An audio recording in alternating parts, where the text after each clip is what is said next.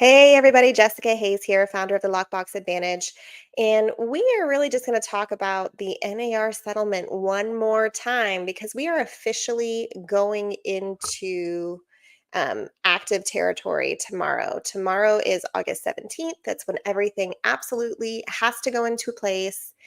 And I'm still feeling a lot of panic in our community about what that means for how we should be operating, what that means for how we should be servicing clients, what to say, how to say it, all of those things.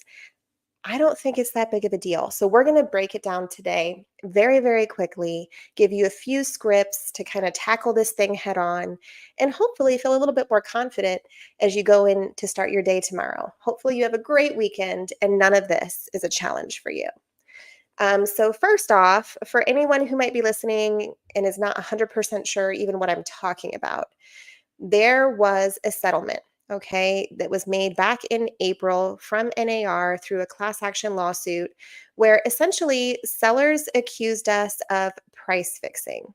And they did that because essentially we were, unfortunately. Um, it was a practice for many, many MLS boards to require that a listing offer a cooperating compensation agreement in order to be listed in the MLS. And in a lot of cases, there was even a minimum fee that could be offered. And the real challenge with that is that the seller was ultimately paying that fee without ever having had an opportunity to negotiate with that agent or that buyer for how much they should be contributing. So that is no more. That practice is officially not allowed. Commissions have been decoupled. When you take a listing agreement from now on, you're going to be advocating for your personal fee. You can say, my fee is X%. My suggestion as a listing agent is to also prepare your seller for the very high likelihood that there may be some sort of concession requested in the highest netting offer they receive. Ultimately, my assumption is that most sellers are going to want to make the most amount of money possible from the sale of their home, regardless of how they get there. So we need to make sure that we are providing realistic expectations in terms of net sheets and realistic expectations in terms of what their offers are likely to look like that are coming in. So, Mr. and Mrs. Seller, this is your net sheet. I expect you will net around this number from the sale of your home, assuming we sell around this number, which I believe is fair based on today's market. Now, I want you to notice in here, I have included my fee, which is X%, and I've also included a concession of X%. Make sure you very clearly explain because it's likely that the highest netting offer you receive will include a concession of some kind to help compensate the buyer's real estate agent. Ultimately, the amount of money that that buyer's real estate agent earns will always be determined between the buyer and that agent. And ultimately, the amount of money you contribute to that fee will always be negotiable through the contract. Now, at the end of the day, there is absolutely no contract to which you don't agree. So you'll never be required to pay a fee that you don't agree to pay upfront. Okay? Just make sure they understand. Now, when you're working with buyers, they need to understand that they are, as they always have been, by the way, technically responsible for your compensation as a buyer's agent. Now, it is very, very common to negotiate that fee be covered through escrow in some way. So, my fee is X%, whatever that is, as a buyer's agent. And traditionally, that fee is covered in one of three ways. We can negotiate in the contract for the seller to absorb that fee in its entirety and have it paid directly to my brokerage. We can also choose to have the seller credit you all or part of that fee as a closing cost credit, and whatever is remaining gets added to your cash to close. Or if you are in a competitive situation and you choose to absorb that fee, we can forego negotiating that matter altogether. They just have to understand. Okay. Now, when it comes time to writing contracts as a buyer's agent, it's going to be critically important that you partner closely with your buyer's chosen lender partner.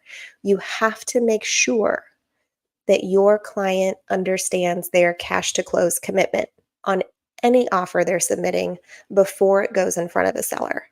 Because you do not want to put your client in a situation in which they cannot comfortably perform. Now, it's also going to be really, really important. One of the other stipulations of this agreement, we have to get agency established up front before we perform any duty which requires a license, which does include showing property. So, how are we going to do that? I've had a lot of people convinced that this is just not possible. I promise you it's possible. And we're going to talk about a few ways that that can happen organically. Okay. So if you are networking or you are prospecting and you meet someone who is a potential client, you must start with the consultation conversation. And that goes something like this. Well, most people start this process out with the home search. It is the most exciting part. The danger in that strategy, though, is that at some point while you're searching, you're bound to find what you're looking for.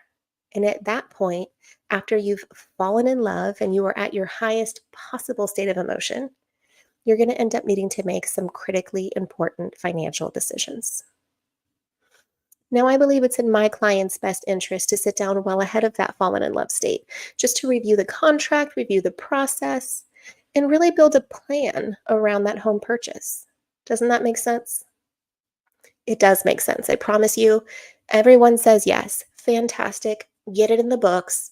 Have a consultation. Go over the contract. Go over the process. Help that consumer build a plan around every decision point that they are going to come up against. And then pull out your agency agreement. Fantastic. So the next step for you and I to continue working together would be to establish an agency relationship. This is a document that gives me permission to act on your behalf in securing your next home. It outlines our commitments to one another, namely that I agree to work in your best interests at all times within the confines of the law, and you agree that the permission you've granted me is exclusively mine. Now, my fee for working with you is X%. And traditionally, there are one of three ways that that fee can be covered, and you just go into the script. It doesn't have to be rocket science, you just explain it lightly. Now, I have several clients who are very dependent upon online leads, and they are very, very concerned for what this will look like in their business model. You have to adhere to the law. It doesn't matter if it's uncomfortable, it doesn't matter if it's awkward, you have to do it. So, when you are talking to someone, there's a few different ways you can go about this. If you are having a good conversation, let them know, hey, you may be peripherally aware of this NAR settlement that's been discussed throughout media. It actually has officially gone into effect as of August 17th. And what that means is that I need to establish an agency relationship with you before I can open a door. I'd love for us to sit down and grab coffee before we go to that showing. We'll go through the contract, we'll go through the process, set you up for success, and ultimately confirm our agency agreement. At that time, we can determine how long you'd like to make that commitment for. There is no minimum. Meaning, if someone wants to see a house, you can have a 3-day agreement. You can do that. That's totally fine. You can choose to meet with that person to show them the house and earn the right to represent them long term over time. Okay, you can do that. Now, if you have an e lead who is not really willing to speak to you a whole heck of a lot, and that happens sometimes, you need to have that conversation on the phone. Hey, you may have heard about this NAR settlement. It is officially in full force as of August 17th. And what that means is that I absolutely cannot perform any duties for you which require a license before we've established an agency agreement. I'm going to go ahead and send over an agency agreement to you. I'd be happy to review it in detail over a video call or a phone call. But the first agreement I send you is only going to be for a few days to make sure that we can get you through all the tours that you'd like to see. Now, in that few days, it's going to be really important that we sit down to really build a true home buying plan for you in this next transition. And then you go into that same old script. I'm sure you haven't had that conversation yet. A lot of people do start this process out with the home search. That's the fun part. Now, the real danger in that strategy is that at some point while you're searching, you're bound to find what you're looking for. And at that point, you're going to end up needing to make some critically important financial decisions. Now, I genuinely believe it's in my client's best interest to sit down well ahead of that fallen in love state. So we'll review the contract, we'll review the process, and we're really going to help build a plan around your home purchase, okay? Doesn't that make sense? Very simple. Very, very simple. So just lean into the basics, okay? Don't be afraid to leverage. It's the law, it's the settlement. I am required to do this to protect my license and my pocketbooks. Because if you don't adhere to the terms of the settlement, you do not receive the immunity that comes with that settlement. So it's going to be very, very important for you as an agent to take that seriously. If you have specific questions, feel free to ask them, but I'm telling you guys, it's going to be fine. Oh, I don't know how I could have forgotten this. I have been seeing a lot of chit chat and chatter on all of the real estate boards, right? That we're going to put keychains that say 3%. We're going to have sign writers that say cooperating commission offered of X percent. We're going to do this. We're going to do that. Why would you do that? I mean, really, why would you do that? I'm not saying that we should not prepare our clients to pay a commission. I think we absolutely should. We would not be doing our due diligence or honoring our fiduciary if we did not prepare them for the very high likelihood of needing to contribute to a buyer's agent commission. However, we do have a fiduciary responsibility of confidentiality to our client.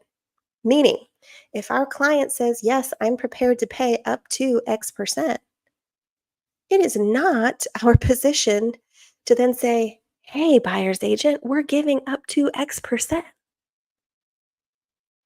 That is no different than saying, yeah, my listing is listed at 750, but I'm pretty sure the seller would take 650 if you wrote it today.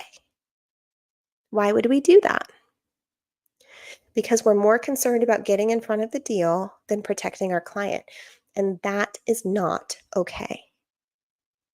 You have to protect the client. You have to honor your fiduciary responsibility. So when you get that call from the buyer's agent that's like, hey, I'm working with a buyer who is tight on cash to close.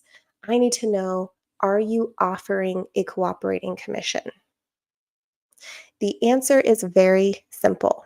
Well, we are reviewing all offers according to terms and net offer price. So my suggestion would be to put your best foot forward, and I will more than happily present it for you. That's it. We're not saying yes, we're not saying no.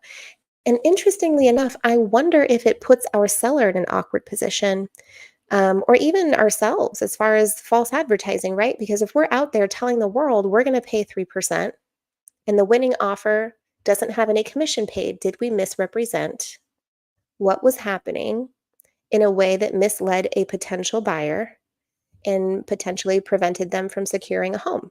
Could be. That would be problematic, would it not?